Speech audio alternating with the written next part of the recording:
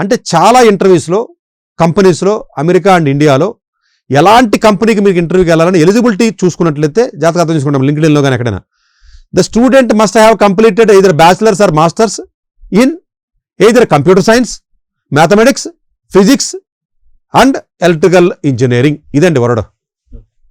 అంటే మీరు ఎలాంటి జాబ్కి వెళ్ళాలన్నా, అంటే ఫైనాన్స్ ఇండస్ట్రీకి వెళ్ళాలంటే ఫైనాన్స్ చదవాలని అడగట్లేదు.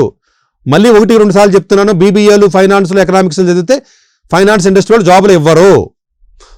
Even any top trading, top finance companies, Goldman socks ఇలాంటి పెద్ద పెద్ద కంపెనీ, జేపీ మోర్గాన్ ఇలాంటి కంపెనీకి వెళ్ళినా వాళ్ళు అడిగి చూడండి, a graduate must have studied either computer science, maths, physics, electrical. ఈ 4నండి ప్రపంచాన్ని శాసిస్తాయి నెక్స్ట్ 20 years.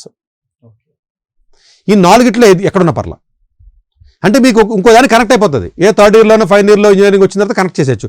బట్ కనెక్ట్ చేయడం అంత ఈజీ కాదు. చిన్న చిన్న కాలేజీలో కనెక్ట్ చేయలేరు. పెద్ద పెద్ద కాలేజీలోనే మీకు ఆ ఇంటర్ కనెక్టివిటీ ఉంటుంది.